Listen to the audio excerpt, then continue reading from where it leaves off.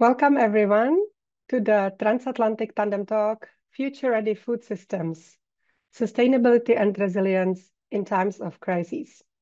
I'm Eva Bosbach, Executive Director of the North America Office of the University of Cologne, and it is my pleasure to open the 12th event in the Transatlantic Tandem Talk series, in which we showcase various research topics from the University of Cologne in Germany and our partners here in the US. The late United Nations Secretary General Ban Ki-moon once remarked, quote, "In a world of plenty, no one, not a single person, should go hungry," quote end. His words, though spoken years ago, still resonate with us today as we confront an era marked by climate change, resource scarcity, and geopolitical disruptions that strain our global food systems. Ensuring that the way we grow, process, and distribute food as a society remains both sustainable and resilient remains one of the defining challenges of our time. It is not only a question of agricultural productivity, but also one of justice, innovation, and global cooperation. How can we secure the foundations of food security for future generations while respecting our planet's resources and vulnerabilities? And how can research institutions contribute to transforming these complex systems towards sustainable solutions? As one of Germany's largest research leading universities, the University of Cologne is deeply committed to producing and applying knowledge that addresses the pressing issues of our time. Through interdisciplinary collaboration, spanning the natural sciences, economics, and social sciences, our researchers explore how complex global systems can adapt and remain stable in uncertain times. By collaborating with many international partners, we contribute to generating insights that extend beyond disciplinary and national boundaries. Today's event reflects that commitment.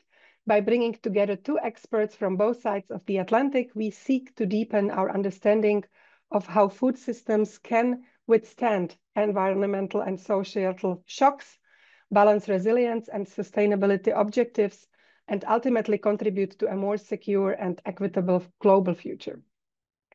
Now, before I hand it over to our moderator, I just want to thank all our dear partners in this Transatlantic Tandem Talk series: the German Center for Research and Innovation, DWIH New York, the German Consulate General New York, the German Academic Exchange Service, DAAD New York, Deutsches Haus at NYU, the Goethe Institute New York, the German Embassy in Washington, D.C., 1014 Space for Ideas, the German Research Foundation, DFK North America, the American Friends of the Alexander von Humboldt Foundation, America House NAW, and the American Council on Germany, ACG, whose president and CEO, Stephen Sokol, will also be our moderator today.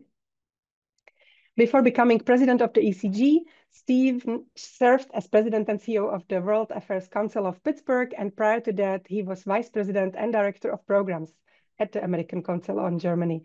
He holds a doctorate in law and policy from the Northeastern University, as well as an MA in international relations and international economics from Johns Hopkins. Steve, I see you in the picture. Thank you for joining us. We have done many events together and I think share many core beliefs and goals. So I could not be happier that you can be our moderator today. Finally, just a quick technical note to everyone. You are welcome to turn on your video if you are comfortable with it, so that the speakers can see at least some of you. You will still not be seen in the video recording afterwards. Thank you all for being here, and over to you, Steve. Thank you, Eva. I'm delighted to be here and to play an active role in today's Transatlantic Tandem Talk. Eva, kudos to you and your colleagues at the University of Cologne, New York office for putting together quite a formidable consortium of partners to carry out all of these talks. It's a great format and a wonderful array of partner organizations, and of course, an incredible range of topics that you've focused on. For those of you who are not familiar with the American Council on Germany, we're an independent, nonprofit, nonpartisan organization that was founded in 1952 to educate and inform Americans about contemporary Germany after the first half of the 20th century and to strengthen the German-American and transatlantic partnership. We focus primarily on political, economic, and social issues of the day. What people might not know is that since 1980, we've had programs that focus on agricultural policy, resource scarcity, and food security. For about 45 years, we've brought together German and American farmers and agricultural experts to exchange best practices. And so it really is a special honor and a delight for me to moderate today's discussion about sustainability and resilience of food production in volatile times. Before we dive in, I just want to remind everybody that you can use the Q&A function in Zoom to pose any questions that you might have for our speakers. And it would be helpful if your question is directed to one speaker over the other, to just let me know how to channel your question. So with that, we're going to dive in. I'm delighted to welcome two outstanding experts for today's Transatlantic Tandem talk. Dr. Angela Bedard-Haughn and Dr. Peter Dannenberg. Angela has served as a professor, graduate chair, department head, and as the Associate Dean for Research and Graduate Studies at the Department of Soil Science in the College of Agriculture and Bioresources at the University of Saskatchewan in Canada. Her research is focused on wetland soils and predictive soil mapping. Angela, thank you so much for joining us today. Great. Thank you for having me. Really looking forward to the conversation today. I'm looking forward to it too. And of course, your partner is going to be Peter. Peter is a professor of human geography at the Institute for Geography at the University of Cologne. He's a renowned expert on economic geography, globalization, and rural development. And his current research interests include agricultural value chains, infrastructure, and spatial economic policies. Peter, herzlich willkommen. Ja, vielen Dank. Thank you very much. Thank you for moderating. My pleasure. So I thought I'd start with a very broad and general question. The term food security is often used, but it may mean different things to different people in different contexts. And so I'd like to ask each of you to define the term for us and tell us a little bit about how it relates to your work. Angela, let's start with you. As a soil scientist and agricultural policy expert from a region that exports a lot of what it produces when it comes to food, how would you define food security? When I think about food security at its most basic, it means that everybody has enough to eat. But of course, it's so much more than that. It's about, is there a ready and reliable access to food, and not just to any food, but to food that is actually safe to eat, that is nutritious, that is affordable. And really thinking about what does it take to make that a reality, both in terms of short-term or urgent needs, as well as in that longer term. So in the opening remarks, Eva was talking about, for generations to come. And so that means not only thinking about how can we produce food tomorrow, but how can we manage our food production systems and distribution systems to ensure that we're able to continue that on into the future, to ensure that we have clean air, water, healthy soils well into the future, that our food handling and processing and distribution are all safe. And when we think about what those challenges to food security are all around the world, sometimes they are geophysical, but just as often they are geopolitical or other aspects related to climate. Here in Canada, sometimes there are just those distribution challenges. We have a lot of rural and remote communities, in Canada's north, where food security is a real problem because it's just really expensive to get food to those communities. And so that idea of having ready access to affordable, nutritious food is a stretch goal for a lot of these places. So in my research program as a soil scientist, I've done a lot of work at that sustainable food systems interface in terms of making sure that our production practices are maintaining the health of our soils to continue to produce into the future. But the college, as the dean of the College of Agriculture and Bioresources, the college as a whole really looks along the entire value chain and thinks about it from the perspective of everything from the soil microbiome to agricultural policy, thinking about it at multiple scales from very local to global. And we're thinking about resilient crop varieties, crops that can handle some of the climate variability, and we'll talk more about that later. But also thinking along that, if we're thinking about value-added processing, what are we doing with the byproducts of that to make sure that that energy that's captured through photosynthesis in those crops in the first place is not wasted, but can we use that as a feed in some of our animal production systems? So continuing to translate that into food sources to serve the needs of a wide range of people. So it's a big picture thing for me. I think about food security, I think about the system. Angela, one thing that you didn't mention was demographics, right? And I'm sure that that's one of the things that one has to be taking into consideration when one's thinking about the long term as well. Absolutely. So there's both the demographics, how the population is changing, but also how different populations, what people eat and where that food needs to be, as folks are moving constantly around the world, and where those some of the climate threats or other types of geopolitical challenges that we're facing, how that's hitting in different regions as well. And so when we think about that demographic piece, we really start to dive into the socioeconomics aspect of it as well. Thank you. Peter, I'm sure that there was an awful lot that Angela mentioned that resonated with you, and probably not a lot of disagreement. You, of course, come at this from a different perspective, though, right? You're an economic geographer and you deal with global trade and global supply chains. And so those value chains that Angela was talking about are probably of great importance to you. But you've also focused a lot of your work on the underdeveloped or less developed parts of the globe, as well as the developed world. How would you define food security for us as this sort of jumping off point for our conversation? Yeah, thank you. So yeah, Angela did it really well, and I would like to add maybe some things which are not where I do not disagree or something like this, but where I can add my perspective.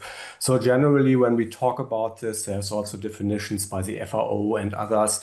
We can see, okay, in the past, decades ago, really long time ago, people were mostly thinking about availability. So is there enough food for the population? And as a geographer, I look, of course, is this present in the region or the country? And that is a very basic definition. But the FAO goes further, and it's very important to do this. So access, Angela mentioned that access means the physical access, so the proximity to food markets, the transport availability. So can you actually access this? But also, and that is for low-income countries and low-income regions very important, also the economic access. So in Kenya, a lot of people told me we have enough food, but we do not have the money to buy food. So that would be a very important access component.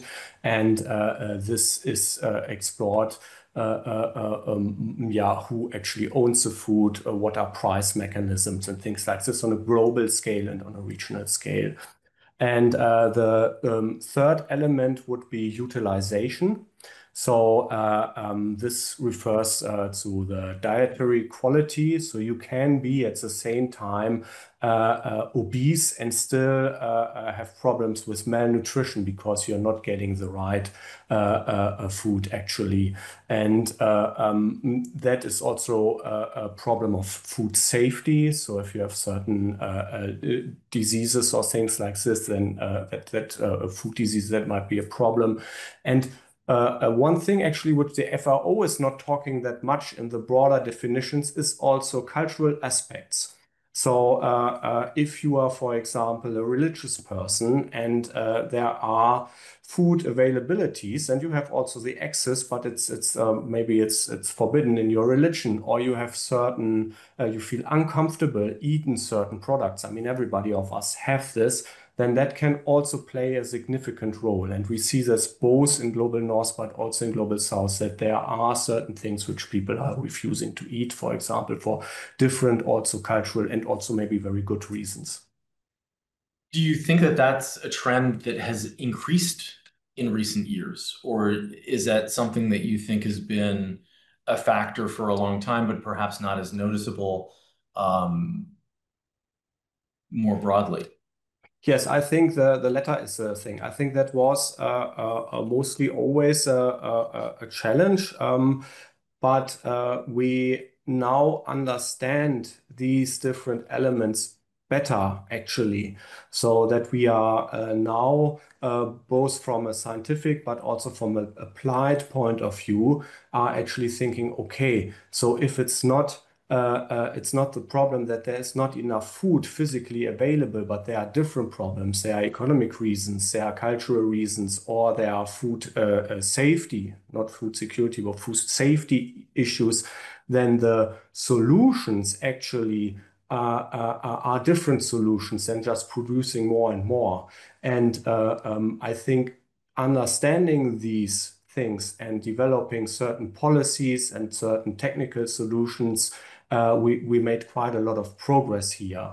But there are still very difficult debates where we will probably dig deeper into it. What are solutions? And the social science are not actually all on the same page. So there are conflicts and discussions how to deal with food security and also with food justice. So before we get into perhaps some of those solutions, another question that helps sort of define the problem or the challenge, if you will. I mean, we're here today to talk about the sustainability and resilience of food systems and the level of food security or insecurity. I'd like to ask you both to comment on the role that climate change is playing in reshaping global food security. Are there some regions that are more impacted than others due to extreme weather? What sort of impact does that then have on agricultural areas that could be utilized? I don't know who wants to go first. Maybe Angela, maybe it's your turn to go first. Sure, I can jump in, and I know that Peter and I have very complementary perspectives in terms of emphasizing some different pieces, and so look forward to shaping this out for you. So when I think about climate change, I'll start first with kind of that local context, because as you mentioned, Stephen, where I'm from in the province of Saskatchewan in Canada, we do a lot of our work or a lot of our agriculture is exported. So there's, just over 1 million people in this province, but we have 40% of Canada's agricultural land. So for those of you that don't know, Saskatchewan is the rectangle just above Montana and North Dakota in the middle of Canada. And so, relatively cold and relatively dry climate compared to, to some of the production regions in other parts of the world. And so over the last, I would say over the last decade or more, we've been just seeing more and more of that climate volatility. And so when we're talking about, the resilience of our production systems, which, affects the availability of certain types of crops, in particular, some of the plant-based proteins, we're major exporters of not just cereals, but also pulse crops to the developing world. When we think about those systems, we've had years where some parts of the province are experiencing drought and other parts of the province are experiencing flooding all in the same year. And, so just that volatility, or we'll have, drought conditions at the start of the season and then these extreme rainfall events later in the season, just as the crops are finally starting to germinate, flooding out some of those crops. And so it can be very, very challenging for producers to manage their risk, to plan for that in that context. And so when I think about the scale, and we're coming from a place where we've got a lot of research invested into crop varieties that are resilient to climate volatility, that are able to handle shorter growing seasons and so on. So when I think about that in the global context, then, right, how much more challenge are we seeing in some other countries where they maybe don't have access to the same diversity of crop types, of crop genetics, crop choices, crop rotations to be able to work with? And so absolutely different parts of the world are facing that challenge differently. but nowhere, I don't think anywhere is immune. We've seen this playing out across the American Midwest, in California. We've seen all over, across Canada, different challenges with flooding, drought, and this year there's a lot of unusual weather in much of Europe as well. And so just trying to manage for that when our global food system is increasingly intertwined, how can we think ahead to be more resilient as a system as a whole? Because when we have a major impact in one area, it's no longer constrained to that area. We are increasingly interdependent on each other.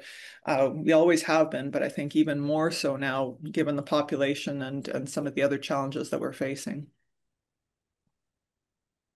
I can directly add. I think these are, you mentioned the entanglements, the global entanglements, and I would follow up on that. So I think what we see first of all is that there are different responses actually to climate change on a global scale and at national scale and also at business scale. What are the strategies actually to deal with it? And we see strategies actually to address climate change and to reduce climate change on a policy level, and that sometimes lead actually also, well, it costs money first of all, and that can lead also to decisions which are maybe also in conflict to cheap food production for good reasons, but that can be in conflict. On the other side, we see also other strategies, both by countries but also by large companies, global players, who are actually dealing with the risks of flooding, with the risks of volatile prices related to certain extreme weather events. So we had different crises on a global scale or on a local scale, which played out on a global scale, where we saw, okay, prices, for example, for wheat or for other cereals were increasing. And these led to strategies, for example, like large-scale land acquisitions, where you say, okay, maybe as a large food processing or food producing company, you are saying, okay, I want to be resilient against this price volatility, so I buy large areas for wheat production or something like this.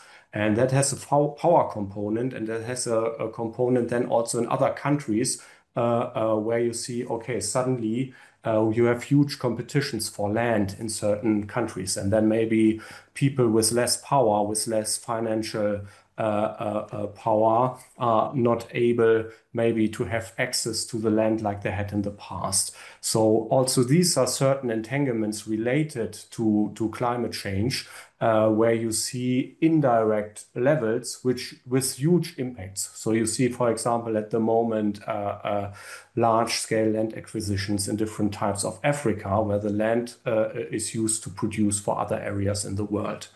And it's complex, so I'm not blaming this totally, but it's complex and has to do with climate change also.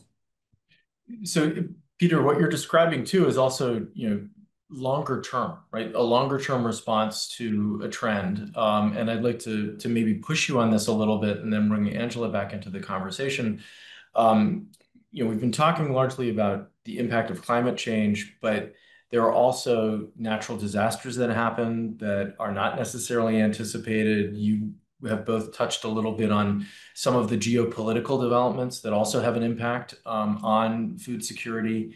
And I guess, what are your thoughts on how we should be managing the shocks to the food system in the wake of natural disasters, which come more suddenly, but also to climate change, which is on the horizon, but tends to be pushed to the back burner very often by a lot of people and not taken seriously in a more urgent or immediate way?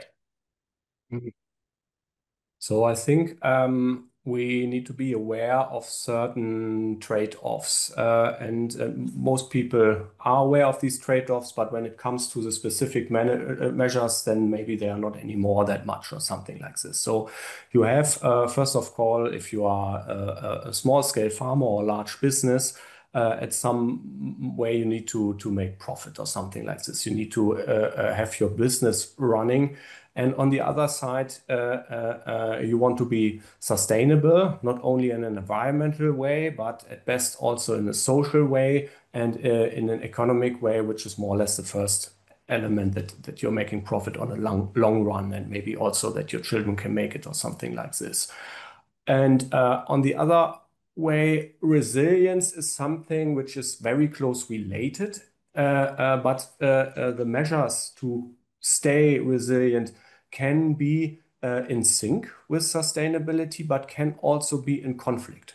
So, for example, if you find a strategy to reduce your energy consumption, then that is maybe good for sustainability, both from an economic but also from an environmental point of view, and it can get you more independent maybe from certain energy supply, like what we saw from Russia or something like this. So that would be a synergy, and identifying such synergies and see how they work is one part where I think research needs to be done and where strategies needs to develop. So to have this broader picture in mind. And on the other side, I think it is important to not have a blind eye or blind spot on trade-offs and conflicts and frictions between these things. So if you are, for example, like it is done at the moment, if you are advocating for redundant food supply systems for good reason, if one breaks down, then the other might work, then you can create further costs, and maybe also the environmental impact is bigger because now you have two systems running at the same time. Maybe you only need one in case there's no crisis. So understanding under which circumstances we are seeing these frictions and we are seeing these synergies requires, I would say, an interdisciplinary approach where you have environmental experts, social justice experts, economic experts, and then maybe also engineers, people from IT and things like this. And bringing these people together is challenging. And it is also difficult in a way that usually they don't speak the same language or something like this. So, and heading there, I think, is something which has not been done so much in the past because, yeah, everybody is working in a certain discipline and things like that. Thank you, Peter. Angela, do you have anything that you'd like to add in terms of sort of what one of the best approaches can be to managing some of these shocks to the food system? Certainly, I was nodding along with everything Peter was saying because I very much agree that an interdisciplinary approach is going to be essential, because without that interdisciplinary approach as well, it is really hard for us to even see or grasp the trade-offs, because maybe over here you're seeing some sort of an environmental benefit, but you're not, if you're not working with that interdisciplinary lens, you might not realize the economic cost to the producer associated with that particular practice. So it makes sense from this pillar of sustainability, but maybe is creating challenges over here, and then coming together as a team, then hopefully you can help manage that. I think the other piece that I find myself thinking a lot about is the importance of adaptation and more agile systems when we're thinking about this. So it's that agility piece is, I think, where we've typically fallen down. So we tend to think, because we're dealing with global challenges and some of the things that Peter was talking about in terms of the entanglements, we don't have the luxury of years of negotiations always to get to that stage. People are hungry now, and we need to be able to figure out how to tackle that. Because of a natural disaster, because of an unexpected climate event, right? We need to be able to respond to these things more quickly, but we also need to be thinking.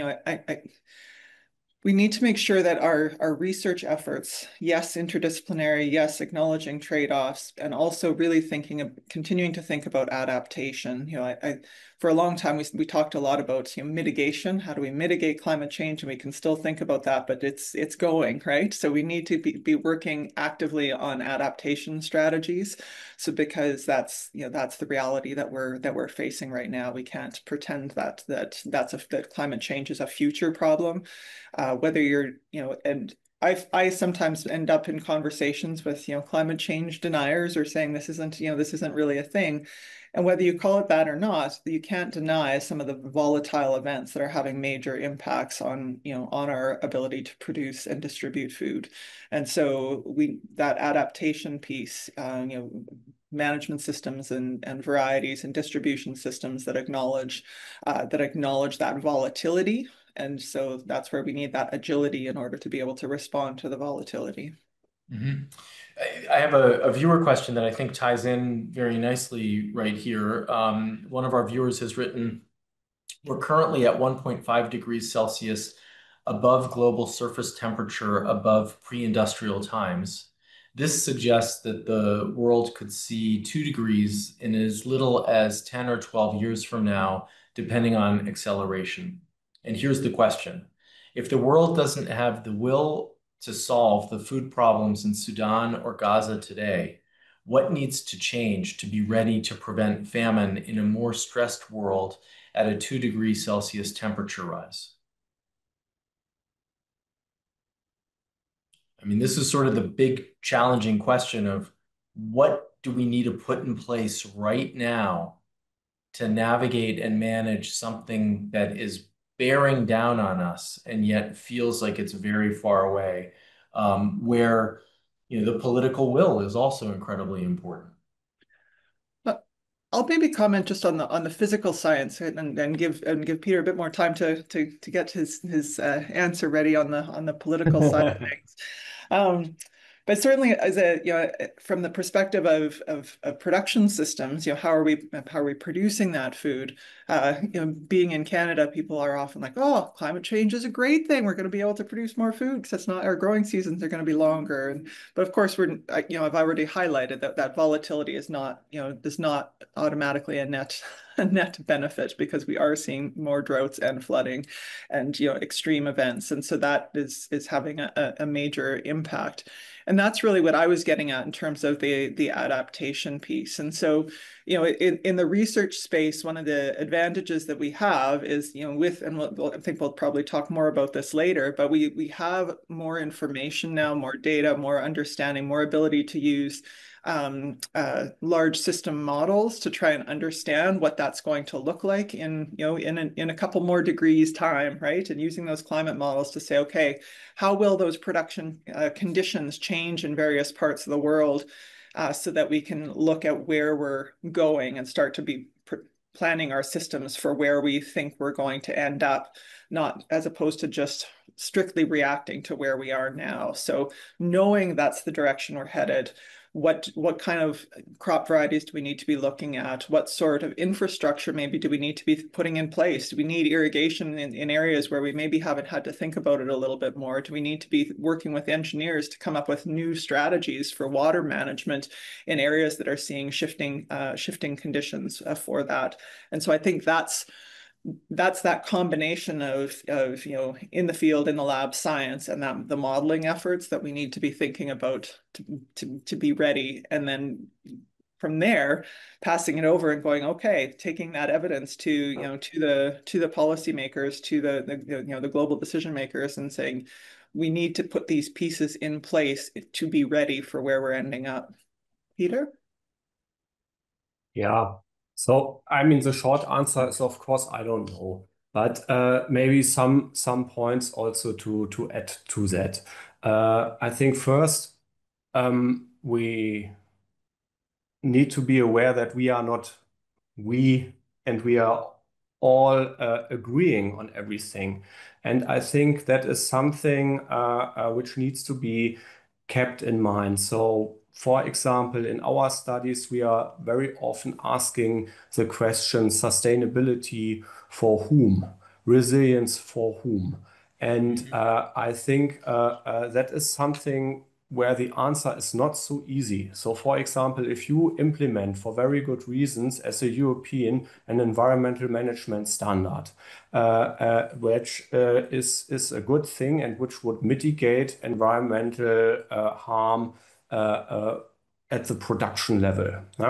That quite often leads to the challenge that maybe small-scale farmers in Kenya or Tanzania, where I visited them, they are not able to fulfill it. And they are then excluded out of the system.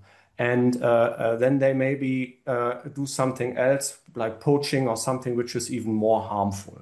And understanding these processes actually, so in how far are these solutions actually suitable for the different people, even with good intentions? That is something where people do not necessarily agree on, first of all, because they don't understand the system, but second, maybe also because they have really different interests. So if you're saying, for example, we need to do this or we need to do this, who is actually paying the costs for that? And quite often, everybody would benefit, but only certain people maybe would have the costs. And understanding actually the system, who is paying for what, who is getting which benefits, I think is something which was also overlooked over sometimes. And I think it is a big explanation actually where you find a lot of resistance against certain measures where everybody would generally agree on that it is a good thing, but people do not agree if they are figuring out, okay, but I have to pay for it and my neighbor is more or less a free rider. And that I think is one example. I'm not an expert on these technical solutions and things like this, but I generally have the impression, both on a technological level, but also on a policy level, thinking about, I don't know, carbon emission tax or something like this, that the solutions which we are having now have, if you compare it with other developments, quite recently actually be developed. So, I mean, the first people who really thought about climate change were the people, as far as I understood it, from Club of Rome in the 70s or something like this. But taking this thing really serious, developing measures, developing policies, is something which is on a policy term, if you look in history, quite a recent phenomenon. So I would say from an innovation approach, I could imagine that we are not totally lost, but there will be policy innovations and also technological innovations in the future, which have quite a positive impact, I hope. So I'd like to pick up on this theme of technology, right? Both of you have talked about the importance of an interdisciplinary approach, but also about the role of technology and science in terms of how we go about trying to address this challenge. And I guess the simple question is to each of you, what role do you think smart digital technologies can play in facilitating the sustainability and resilience of food systems? And I'm thinking about things like precision agriculture and biotechnology, but also what role can AI play in this? But it leads to kind of another question, which is, can't the use of greater technology also increase the inequities and inequalities between regions and producers? Or is there a way of applying this a little bit more uniformly?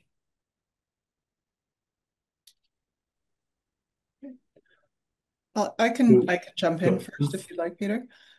So when I think about the technology piece, I think one of the big advantages that we have from technology is that it helps us better quantify and understand the variability that we're dealing with across space and time, right? And so too often we talk about one size fits all solutions. We want that magic bullet that's going to fix everything for everyone. And of course, we know that's not true within a single state or province or country, let alone on a global scale. And so one of the things that technology allows us to do is collect data, collect information from multiple jurisdictions, multiple areas, and start to put that together.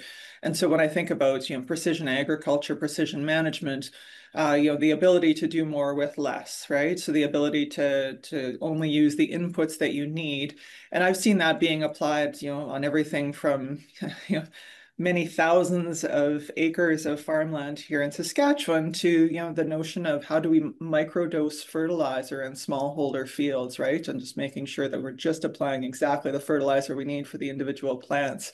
So, you know, there's different ways that we can think about what that precision management looks like, but it all comes from, you know, starting with understanding the systems. And that's where the, you know, a lot of that technology, it allows us to not just collect more information about what's happening, but actually turn that, not just collect more data, but turn that data into usable information. So there's that piece of it.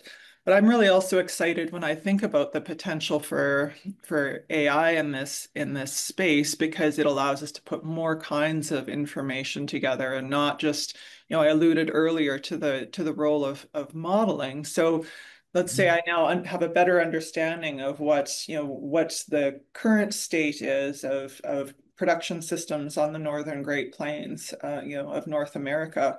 So I can look at that at multiple scales and say, okay, based on, you know, climate models where I might expect more challenges in this region versus that region, how can we, you know, make more responsible decisions about our cropping choice, you know, shifting, maybe it's time to be shifting away from monocultures.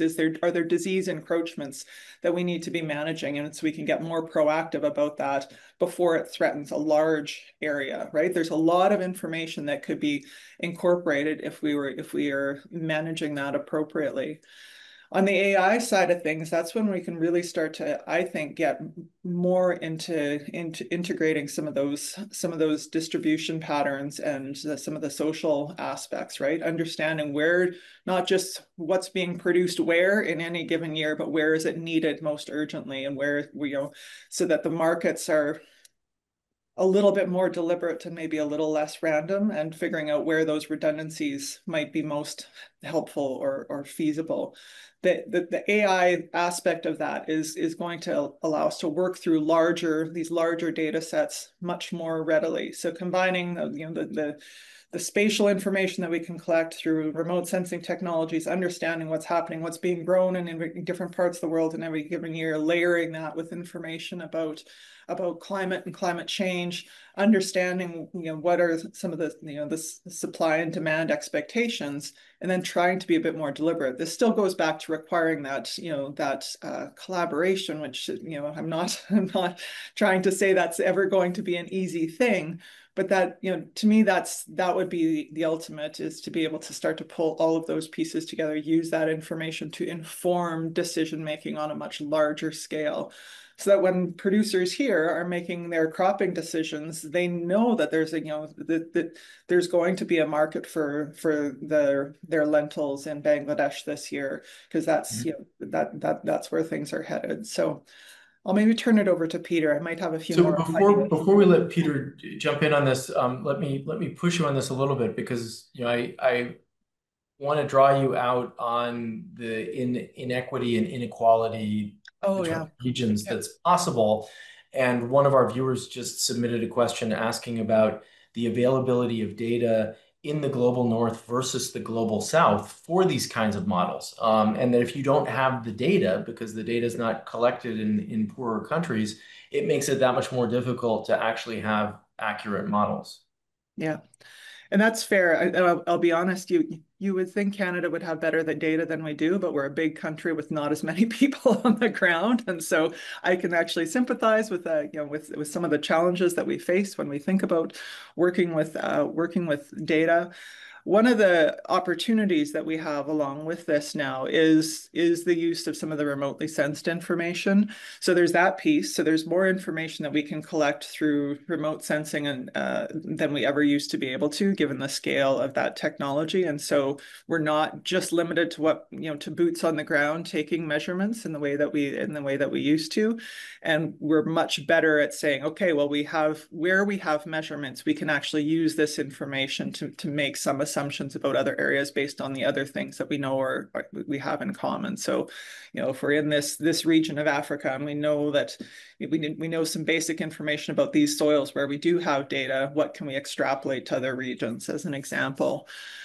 The other piece, though, that there's, you know, constant efforts on, and this is, you know, I think this is one of the big sort of when I think about democratization of technology is that there's just this constant effort to take more and more effort to make these things accessible through smartphones, right? Or, so that even if it's, whether it's the whether it's in some cases the farmers themselves are able to put, an app on their phone that allows them to be more strategic about their marketing, as an example. Those are some of the examples that I've heard about where people are like, okay, now I don't just have to load all of my crop up and take it to town and hope that I can sell it when I get there. I can get a bit of that information ahead of time. And with the proliferation of that, even of some of that handheld technology, or developing apps that allow people to get some information about their about their soils or their crops or their diseases in hand, without having to always bring, have an expert come out to the field. They can get ahead of some of these things. So that democratization, I think, of technology is growing. There's still a lot of work to be done in that space, but as long as we're not exclusively leaving the technology in the hands of the big companies, I think that's actually an opportunity that to me is coming with technology. A lot of us, like in my own research group as well, when we're developing platforms, we're thinking about, how can we make sure this is open, right? Open source. So that, I might have developed it for Saskatchewan, but it can be adapted to other jurisdictions as well. Thank you. Peter, I'd love to get your thoughts on the role that digital technology can play in trying to manage this challenge. Yeah, most points have been made. Angela, that was, I again agree. So I think it is a very political debate. So where in development studies and things like this, not only on climate smart, but generally on there are two debates. One is a ICT for development debate, which has a more positive perspective on digitalization, on KI, but also on things like genetic modifications or things like this. And that is saying, okay, we see this progress and it helps the people. And if you look on climate smart, then you can see, okay, we are developing climate resilient crop varieties, efficient irrigation and fertilizer management, digital monitoring, early warning systems, these kind of things. And it helps a lot. And I would also agree, if I understood Angela right, and we did some studies also here in Africa where we could see actually also an empowerment of certain people. If you have a smartphone or something like this can lead, for example, also to gender empowerment in a household. That's certainly female persons who were isolated now can call their family members in other villages, things like this. And you can organize yourself in groups, in Facebook groups, in WhatsApp groups. You can see, okay, I have this on on my crop, send a picture and things like this. So there is, if there are these positive elements from a social, economic, and environmental sustainability perspective. And I generally totally agree that that is, first of all, a good thing. Having said that, then there are these very big challenges and negative aspects as well, which is why a lot of people in development geography, for example, and in other development standards take a critical perspective. First of all, it's the power relations. Angela, I think, met that, but it's really a thing. Okay, who actually has access to the data? Who owns the data? Who can use the data? So do we have the same situation like with land grabbing in certain parts, that we now have data grabbing, that you are as a farmer not having the access to the data on your own farm, and then you don't know what to do and things like that. So that's one thing.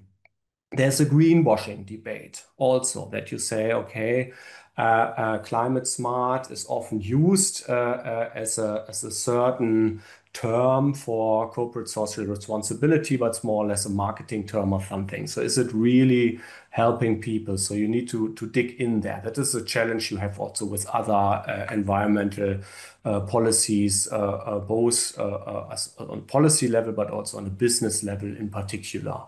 And then there's also the debate, which you can agree or disagree, but there is a debate in how far these technology and efficiency debates are actually going in a direction where you take the responsibility from policy, from politicians actually to think about really larger transformation, larger structural changes, for example, how farm systems should be organized, in how far, for example, you need to have more cooperative systems, less systems which are driven by large companies and things like this.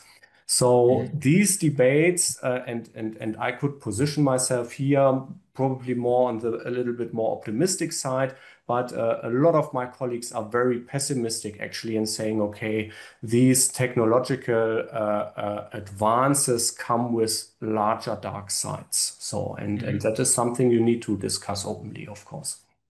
So it's amazing to me how quickly this hour is passing by. There were so many other questions that I had for you, but I want to maybe build on what we were just talking about, namely, what can climate smart food systems look like in the future?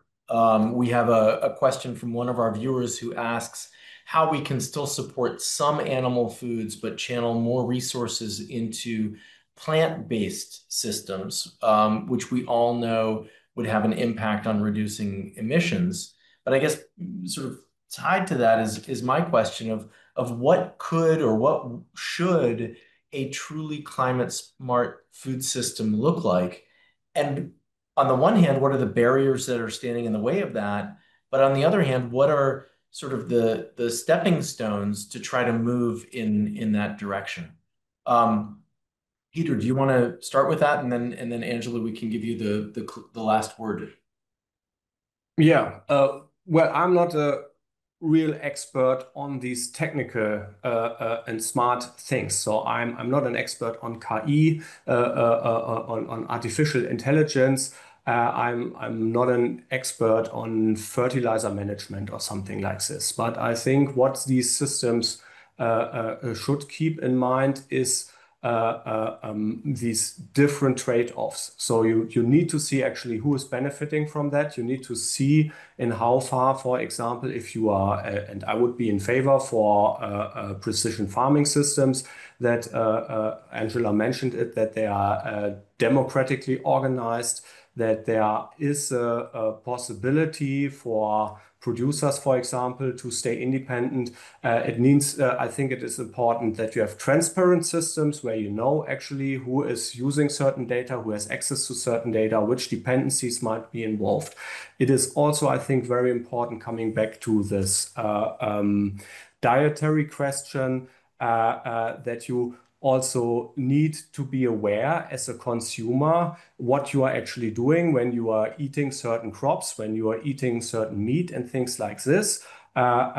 Regional food, for example, is often, I would say, romanticized in a certain way. So, I mean, you can do awful things in your own region, and it's not very environmental friendly, but it's sometimes labeled as something like this. So that is something where you need to be aware. And I'm not advocating against regional or local food, so don't get me wrong, but it is important actually for you as consumer to make informed decisions, and that is sometimes quite difficult. So who is benefiting from your decisions? Where do you do harm? And still, even so, if you are an aware consumer, I would think it is still important that policy is not, in Germany, we would say, sich einen schlanken Fuß machen, making a thin foot. So it's not taking responsibility, but would also say, okay, you have the consumer who is aware, but still we need to have certain frameworks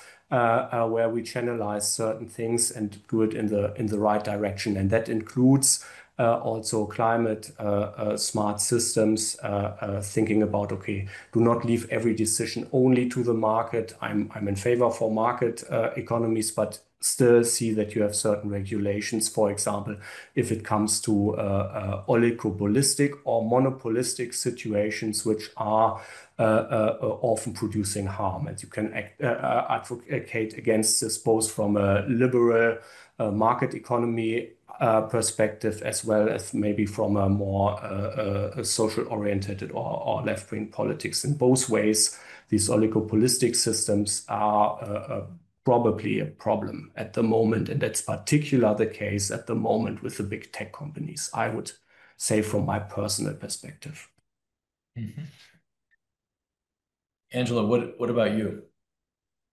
So for me, when I think about a climate smart food system, the first thing that comes to mind is that it can't be one size fits all. So there really is the importance of recognizing those regional differences, and I use regional in every sense of that word, right? So to the viewer question around animal protein versus plant protein, there are lots of regions of this world. There are regions of my home province where the only way you can actually harvest food off of those is through an animal, right? So there are areas where the only way we can't eat the grass, so we need grazing animals to actually convert that into protein that we can consume.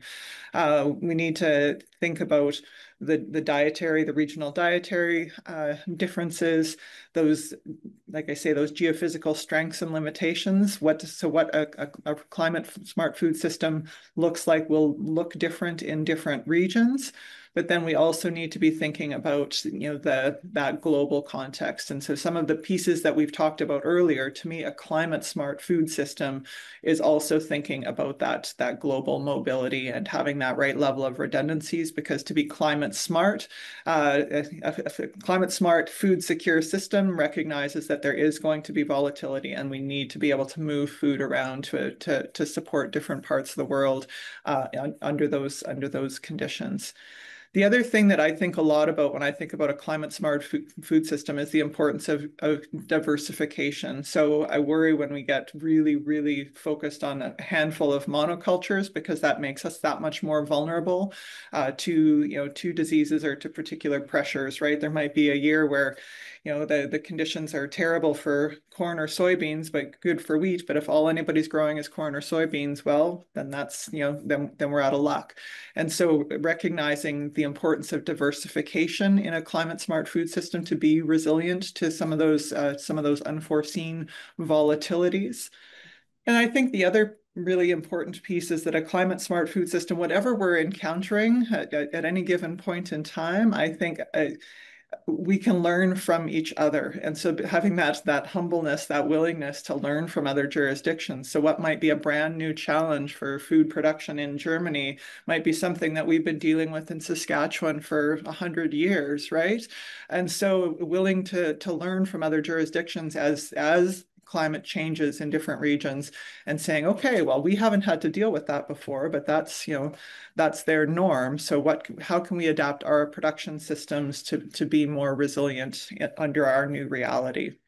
So those are a few of my thoughts on that. So we are down to the wire, but I feel like I have to ask one closing question that maybe brings some of what we've talked about today together. For me, this conversation has been a great example of international exchange, because we have individuals on both sides of the Atlantic who are coming at a problem, at an issue. They also have different vantage points because of their disciplines. And one of the questions that we had sort of set out to take on today was, what can we learn from each other through international collaboration to try to address these challenges that we've been talking about? You've both touched on that sort of in a roundabout way, that international collaboration is important in meeting this challenge. I wanted to ask you if each of you have sort of a 30-second, 1-minute comment on the benefits of international collaboration to try to deal with this challenge.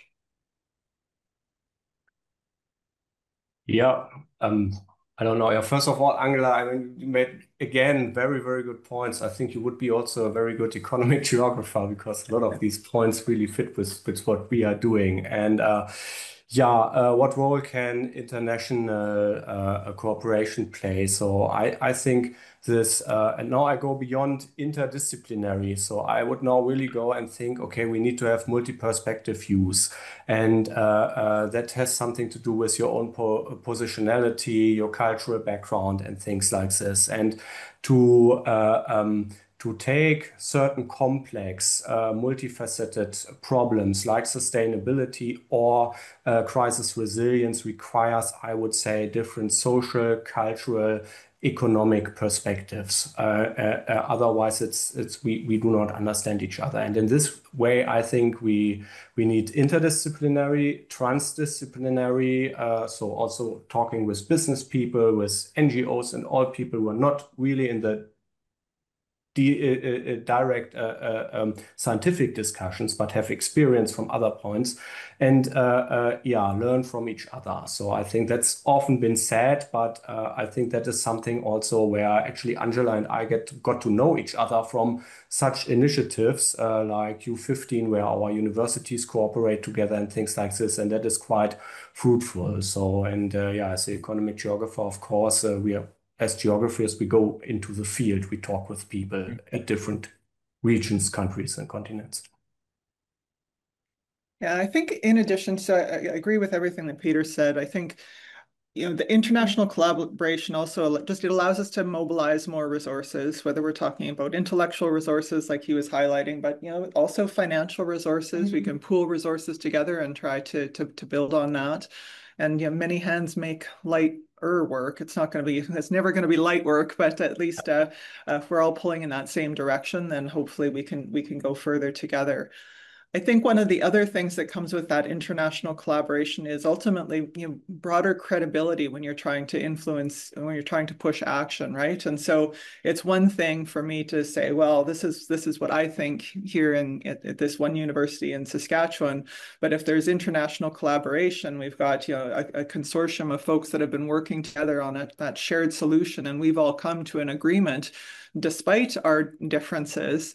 To me, that really lends weight and value to to some of those proposed solutions or paths forward, so that we can get more buy-in in order to actually make meaningful action. Well, Angela and Peter, thank you both so much for this incredibly thoughtful exchange. I certainly learned a lot. I hope that all of our participants did as well. A big thanks also to everybody who tuned in, and of course, everybody who posed questions. I think that, the takeaway is that this nexus of climate, different crises, food security is a topic that will be with us for years to come. And so maybe this is a topic that the Transatlantic Tandem talks need to visit once again, because I think that this will occupy us for quite a while. A big thank you to the University of Cologne, New York office, and of course to all the partners for putting this together. And I just want to add that if you missed part of today's discussion, the recording will be available online at the University of Cologne, New York office's website. And so you can follow up on what you missed out, or listen to the conversation again. And so with that, a big thanks to you, Angela and Peter. This has been a terrific exchange. Herzlichen Dank.